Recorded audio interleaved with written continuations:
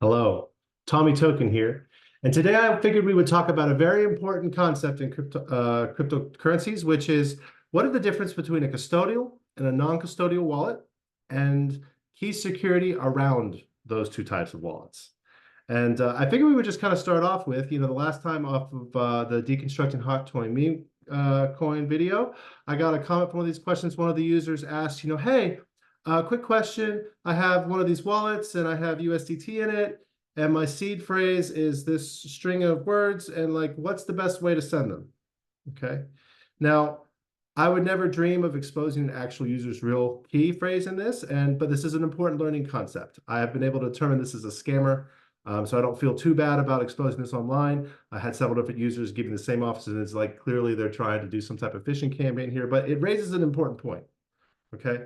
In any type of wallet, whether it be custodial or non-custodial, you never want to share your keys with people, right? I mean, like even me, I'm not going to steal your wallet, but like don't put your keys online. Don't share them with other users, right? Because your seed phrase in this case on SafePal is like that's your specific identifier onto the blockchain, right? So like once these keywords are compromised, like your wallet's compromised, the security of it's done. There's no way to re-secure it. You can't like read. It's not like changing a password. You can't change this, right? So like once the words are exposed, the wallet's burnt and like can't really be used anymore. So never expose, if you're using, Bitcoin or SafePal or Coinbase, like these 12-word mnemonics, don't ever give them to anybody.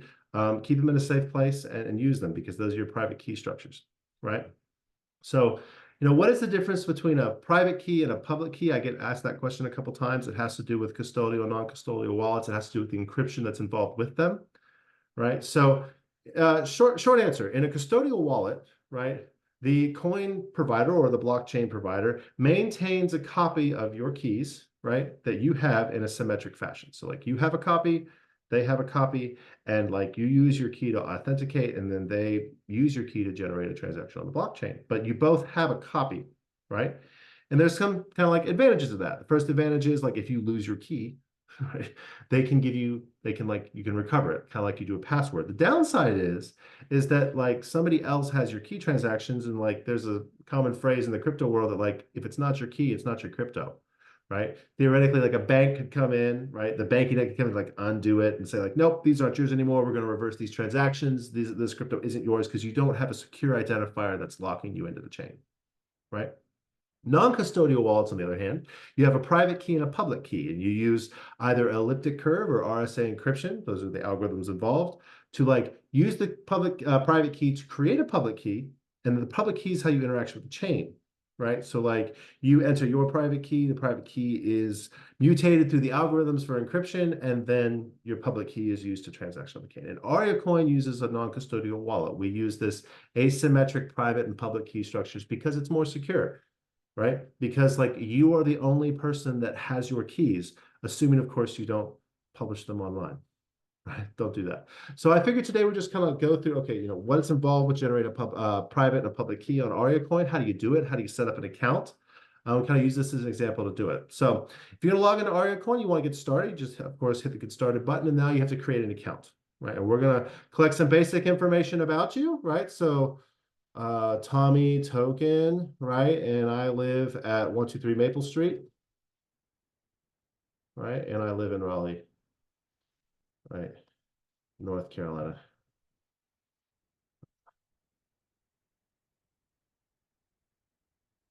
Right?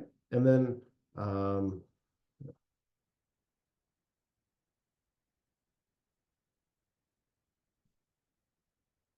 right.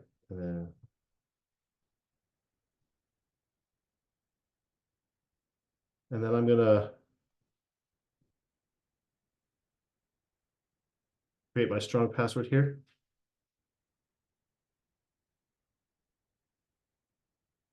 No, Google, no, I do not want you to see that. All right, so Arcoin uses two-factor authentication for its information. So like when you want to log in and create, we're going to validate your email. This is a security process, right? So when you go to transact, not only we require your public keys, but we're doing this familiar two-factor authentication that most people are aware with, right? And we'll say, hey, hi, Aria, thank you for sending me my two-factor code, right? Enter some basic questions. What was the name of your first spot? This is so that if you recover your password. Now, on the RA Coin platform, if you do forget your password, right, you can recover that, right, through a typical password recovery, but you can't recover your security key once it's in ARIA. Where were you born? I was born in Raleigh, right? And then what's my favorite vacation spot? The beach, Myrtle Beach, right? I'm going to validate my email. Right, so then when I do this, you'll come to the sign up success page, right? So my account has been successfully created, and it's telling me, please generate your private key so that you can transact on the Coin blockchain. So this is that part where you create that secure key, right? So you're going to obtain your private key, right? And this is what it looks like, or what one looks like, right? This would be my specific, encryption key on this Tommy token. And of course, this is a dummy wallet for me. So, I don't care if you have this. I have my own secure wallet that you're like not going to get to see. Right. But the important thing here is, of course, that like this key cannot be recovered. Right. So when you come to this page, you really want to make sure you put this in a safe space. Right. And you maintain it, and you want to save it to your desktop, right? And you want to have redundant backups. I always suggest that you have at least 2 copies of your key on a soft drive, and then like actually print it out, right? To hard copy, old school paper, put in a safe, right? So like maintain it on your computer, right? Maintain a second copy on a backup drive, a thumb disk that you keep in your safe, an external hard drive that you keep in your safe, right? And then like actual physical paper, right? And the reason this is like once you leave this page, this key is done. You can never recreate it. I can't recreate it for you. Aria can't recreate. You can't call and be like, hey, I lost my private key. Can you regenerate it for me? No, I can't. Well, can't you take it from the public key and like reverse engineer it? No, right? It's encrypted. That's the whole point, right? Like it's locked into the block. And now the public key is how you're going to transact. And when you go to, you see, you don't see the public key, right? The public key is on the ledger, but like you don't have it, right? Because like we don't want you to risk, if you have your private key and public key together, you can crack how it's like, right? We don't want that, right? So you always keep the 2 keys separate, right? And one creates the other, but it's always unidirectional, right? So like you enter it, it comes in. It doesn't even like pass through our network at all, right? This is keys generated in your browser and your browser only, right? So the security is from here, you can go ahead and log in, start transacting on the coin networks, right? And doing it now, just kind of fun facts. What do we do? How is it working? Well, we use elliptic curve cryptography to generate those keys. And then, of course, all of the public keys and backend accesses on our end are encrypted with AES 256, right? So 256-bit encrypted. Your elliptic curve is 256-bit encrypted, right? Encrypted every step of the way, end to end, right? So you have a secure transaction on the blockchain. So this was kind of an overwhelm, like how do you go ahead and set up an account, right? How do you keep your private key? How is it used, right? How do you keep maintaining security?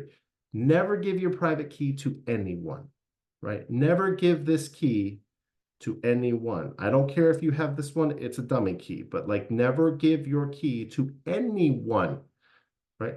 We will never call you and say, hey, I need a copy of your private key. We will never email you and say, hey, like your account's been compromised, resecure it with your private key. No, right? The only time you will ever be asked for your ARIA key private key is when you are making a transaction on the platform. It will say, oh, you're looking to buy some ARIA coins. Enter your private key to like enter it to secure it onto the blockchain, right? And it's used at that one time, and then like we never store it. It doesn't get sent to us, right? It just authenticates. It like we use the browser uses the private key to send public key to us to authenticate, right? So never give this to anyone. Keep your coins keys secure, and don't ever do this. Like happy to help you learn it. Don't ever email me and say, hey, Tommy Token, like my private key is this. Could you help me transact an ARIA coin transaction? Don't do that, right? So I hope this has been helpful. I hope this gives you some insight into the difference between a custodial and a non-custodial wallet. Like summary, custodial wallets, you and the platform both have your keys and they use symmetric encryption. Non-custodial wallets, you only have your key and we have public keys and like you transact one to the other.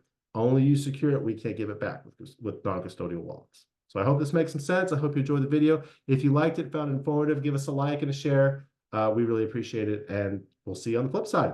Have a nice night.